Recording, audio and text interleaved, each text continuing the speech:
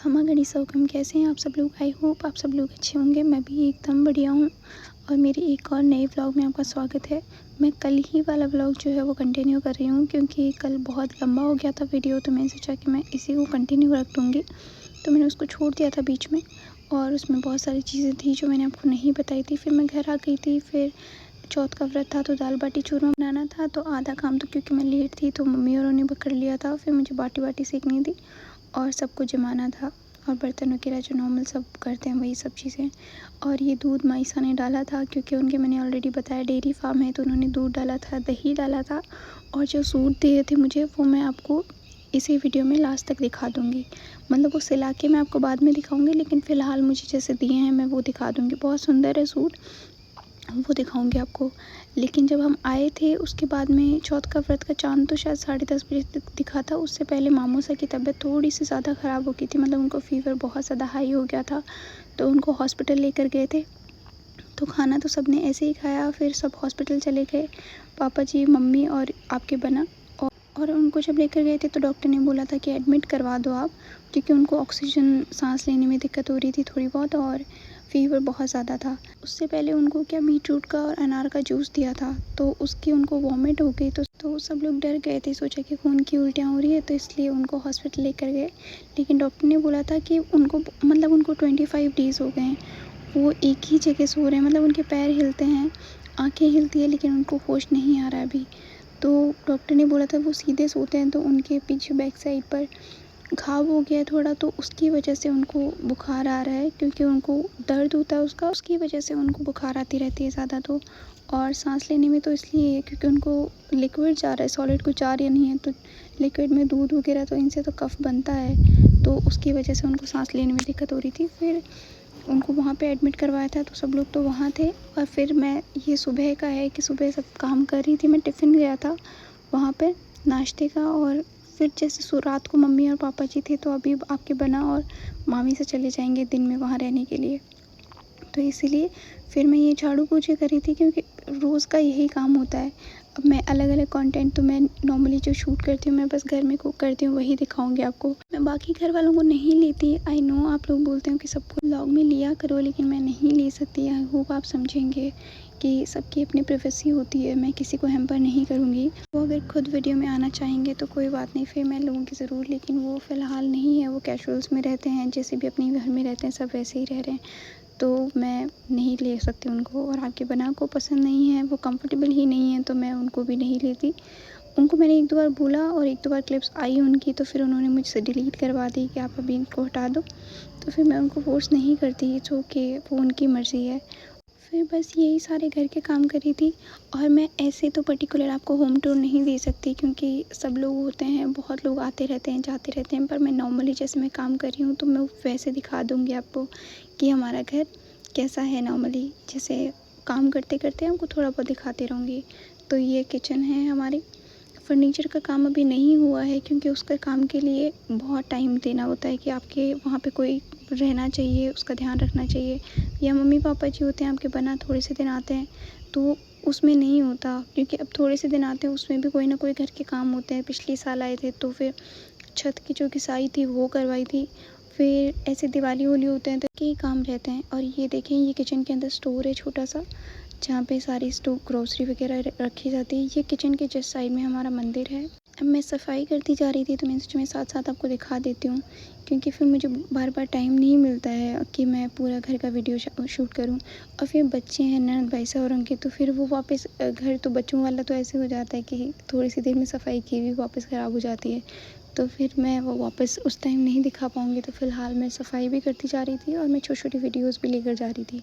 और ये पूरा हॉल है, मतलब इसमें तो आपको नहीं दिख रहा है लेकिन ये बहुत लंबा हॉल है। और ये जो साइड वाला रूम दिख रहा है आपको जो गेट बंद है, वो रूम रेंट पर दिया हुआ है, क्योंकि अब हम 2 रहते नहीं हैं। और एक ननद भाई साहब का घर जस्ट पास में है, थोड़ा सा मतलब 5 मिनट भी नहीं लगते उतना घर पास में है। और एक ननद भाई साहब फ़िलहाल आए हुए थे तो उनका बच्चा था, तो वो ऐसे है कि सारा घर फिर वो ऐसे हो जाता है बच्चों वाला घर, वो खेलते रहते हैं तो खिलौने वगैरह बिखर जाते हैं, तो मैं उस टाइम रिकॉर्ड नहीं कर पाती।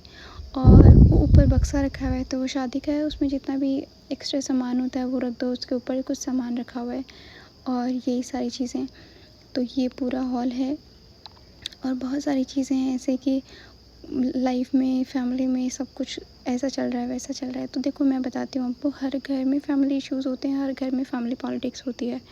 तो ये नहीं समझे कि अगर कोई सामने वाला दिखा नहीं रहा था तो उसके घर में फैमिली पॉलिटिक्स नहीं होती, सब जगह होती है। बस बात ये होती है कि आप उसको कैसे अवॉइड करते हैं, कैसे इग्नोर करते हैं और कितना पॉजिटिव रहते हैं। अब अगर मैं यहाँ पे नेगेटिव इन्फ्लुएंस करूँगी तो कोई सेंस नहीं बनेगा। मुझे ऐसा लगता है कि अगर मैं पॉजिटिव रह रही हूँ तो हर कोई रह सकता है।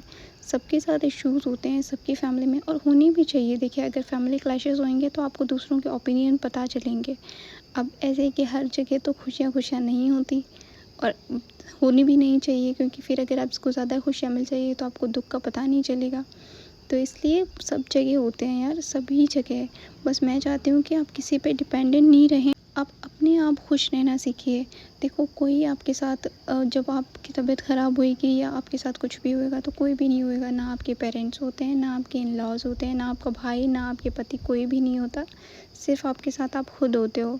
मतलब ये अगर होंगे तो थोड़ी देर हो जाएँगे, थोड़ी देर के लिए आपको दवाई ला कर दे देंगे, थोड़ी देर के लिए आपके सर दबा देंगे, लेकिन हमेशा आपके साथ आप होते हो।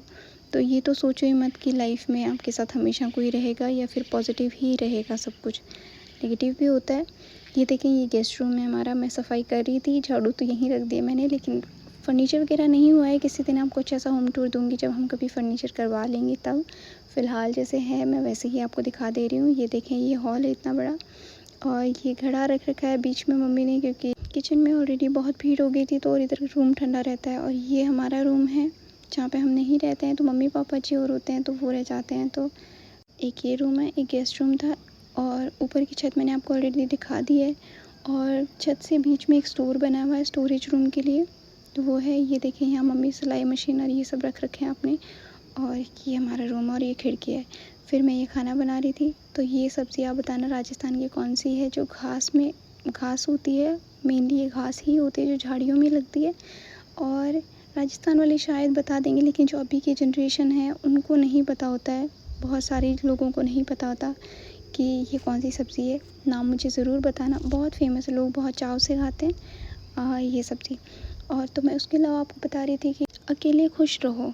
आप किसी से ये एक्सपेक्ट मत करो कि वो आपको खुश रखेगा। ना आपके पति खुश रख सकते हैं, ना आपके भाई खुश रख सकते हैं। आप बस मैं इतना बोलती हूँ कि कोई कुछ भी बोले इग्नोर करो। इग्नोर ना कर सको तो कोई बात नहीं, लेकिन अपनी मेंटल पीस ख़राब मत करो। अब ऐसा नहीं है कि मैं आज ऐसी हूँ तो मैं हमेशा से ऐसी थी, मैं नहीं थी ऐसी। मैं भी बहुत नेगेटिव हो जाती थी, मुझे भी बहुत इश्यूज़ होते थे, मतलब मैं बिल्कुल डाउन चली जाती थी, मुझे बड़ा ऐसे बुरा लगता था। लेकिन फिर ऐसे हो गया कि अब कुछ भी नहीं है, लास्ट में कुछ भी नहीं होता, सिर्फ टेंशन आती है चली जाती है।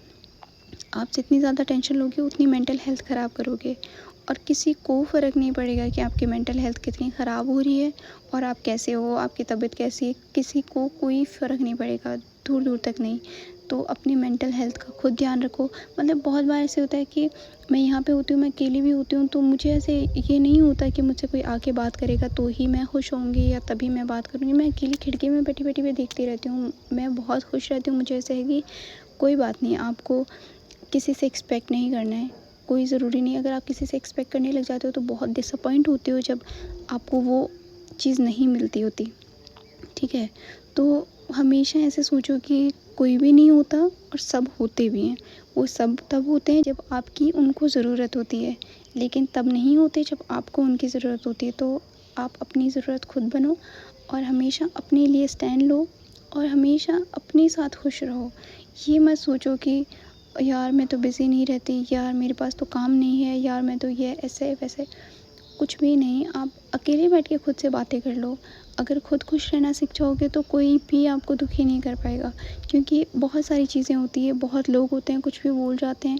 मतलब आप कितना भी कर दो, कितना भी कर दो, कुछ भी किसी को मतलब ये नहीं होता कि इसने इतना कर दिया।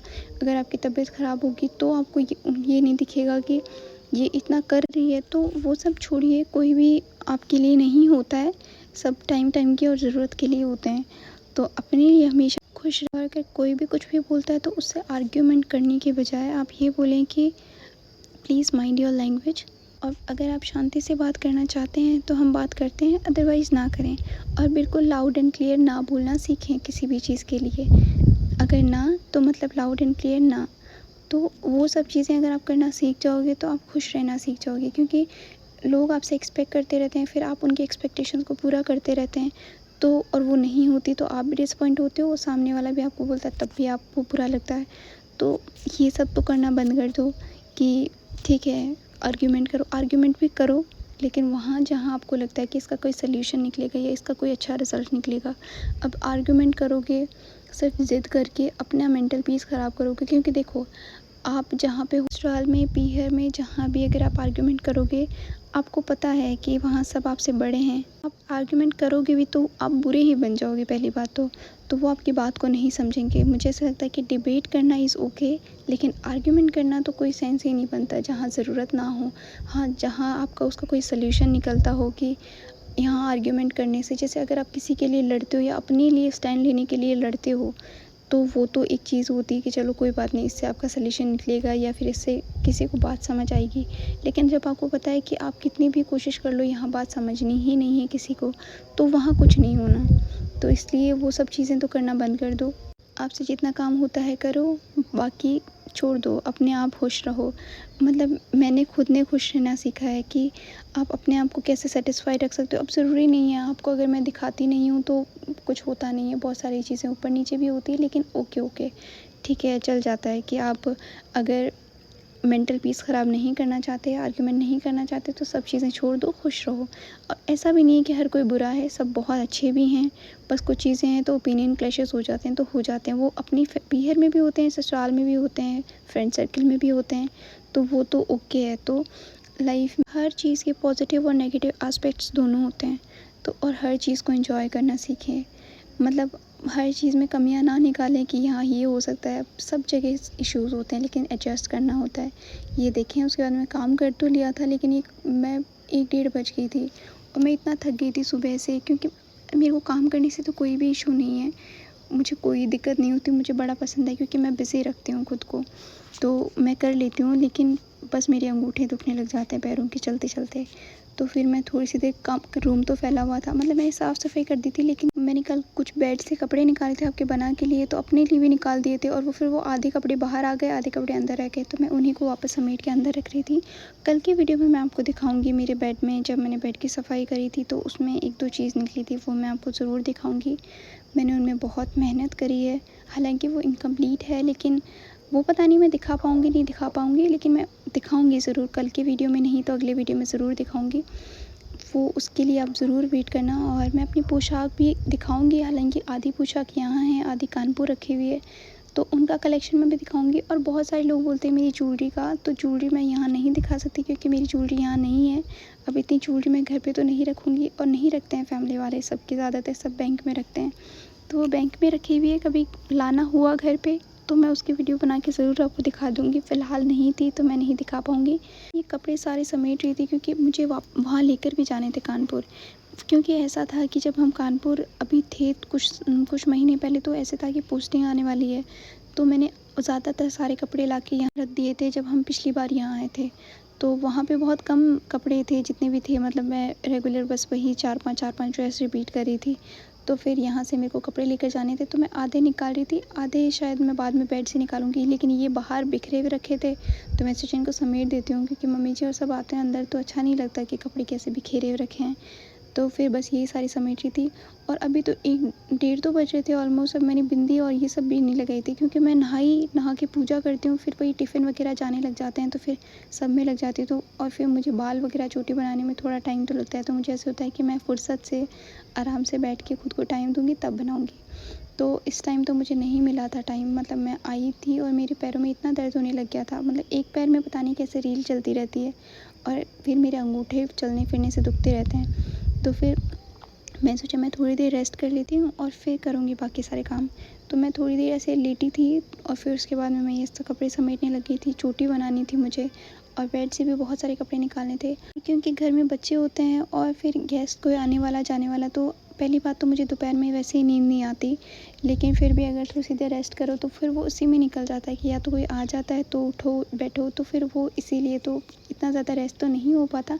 लेकिन इट्स ओके, कोई बात नहीं, क्योंकि चलता है फैमिली में जहाँ। और मुझे जॉइंट फैमिली पसंद है क्योंकि मैं अपने पीहर से जॉइंट फैमिली में आई हूँ। यहाँ पे अब जैसे यहाँ पे अभी इतने लोग आ रहे हैं जा रहे हैं तो मुझे अच्छा लगता है, वरना फिर जब ऐसे रहते हैं तो मम्मी पापा जी मैं या फिर हम 4 लोग होते हैं तो भी चल जाता है। लेकिन जब शुरू में नहीं आई थी तो सिर्फ मैं और सासू, तो मुझे इतना ऐसे होता था, मेरा पूरा दिन निकलना मुश्किल हो जाता था। अब खिड़की में से देखूं तो क्या देखूं, 4-5 गायें निकलती रहती थी बस, मतलब चिड़िया कबूतर भी दूर दूर तक नहीं दिखते थे। तो मुझे ऐसे होता था यार ये दिन कैसे निकलेगा। और सासू जी से तो मैं सारे दिन क्या ही बातें करती थी और फिर तो नहीं हो पाता। तो और अभी इतने लोग हैं तो मैं नहीं चाहती कि कोई बीमार हो तो इतने लोग हो तब घर भरा भरा हो। लेकिन मुझे ऐसा लगता है कि घर भरा भरा होता है, सब लोग आए हुए रहते हैं तो अच्छा होता है, दिन निकल जाता है और चलता रहता है। ऊपर नीचे देखो 5 जहाँ बर्तन होंगे वहाँ बचेंगे तो सही, तो ये सब चलता रहता है। तो वो सब तो कोई बात नहीं, फैमिली में अगर आपकी बड़ी फैमिली है तो ठीक है, चल जाता है। सब लोग खुशी होती है, मजाक भी होता है, थोड़े आर्ग्यूमेंट भी होते हैं। एनीवेज ये देखें, ये माइसा ने मुझे सूट्स दिए थे जो मैं सिला लूँगी, क्योंकि शायद जाने से पहले तो नहीं सिलेंगे क्योंकि थोड़ा टाइम तो लगता है। लेकिन 4 सूट मेरे लिए दिए थे और 1 सूट सासू जी के लिए दिया था और दूध दिया था, दही दिया था। एक ये सूट था 4 मीटर का। ये पता नहीं, जो राजस्थान के नहीं है उनको नहीं समझ में आएगा, लेकिन जो राजस्थान के उनको समझ में आ जाएगा कि एक जोड़ का था, ये 4 मीटर था और एक और ये 4 मीटर था। ये वाला प्योर का था जो लहरिया था और 4 मीटर का सूट था। और उसके अलावा ये एक और 4 मीटर, मतलब मुझे जोड़ के कम पसंद है ऐसा नहीं है, लेकिन मेरे को 1-2 कलर बिल्कुल पसंद नहीं है तो मैं वो नहीं लाती। तो उन्होंने बोला था कि तुझे जो पसंद है वो देख ले, लेकिन मैंने आपको ऑलरेडी बताया कि मुझे सूट पसंद करना बिल्कुल पसंद नहीं है। मैंने उन्हीं को बोल दिया कि आपको जो अच्छे लगते हैं आप मुझे दे दीजिए। फिर ये देखिए सारा काम हो गया। फिर मैंने एक काजल बिंदी कर ली थी, मतलब काजल बिंदी बोलते हैं इनको, बाकी जैसे चोटी वगैरह सब बना लिया था। और शाम के 4 ही बज गए थे ऑलमोस्ट। तो फिर 4 का टाइम हो गया, चाय वाय बनाई, सबको पिलाई। फिर उस बार मैंने वीडियो शूट नहीं करा था। फिर ये रात की वीडियो है, सबके लिए कढ़ी बनाई थी। फिर मैं तो नहीं जानी थी क्योंकि शाम को खाना खा के जाएंगे जब वहाँ हॉस्पिटल जाएंगे तो ये सब खाना बना रही थी मैं, खाना सबको जमाया। और ये लास्ट की वीडियोस है जब खाना वाना बना के मैं रोटी बना के सबको खिला रही थी। और इसके आगे का वीडियो है तो मैं कल बताऊँगी क्योंकि ये बहुत लॉन्ग भी हो गया है और कंटिन्यू रखूँगी मैं इसके आगे, क्योंकि मैं डेली जो करती हूँ मैं वो छोटी-छोटी क्लिप लेती रहती हूँ तो मैं उसी को कंटिन्यू करके दिखाऊँगी आपको। फिर ये सबके लिए रोटी बनाई और उधर पापा जी और हॉल में सामने बैठे रहते हैं तो मैं घूंघट रखती हूँ। ब्लॉग कैसा लगा कमेंट्स में ज़रूर बताना। फिर से मिलेंगे, ध्यान रखिए, बाय बाय।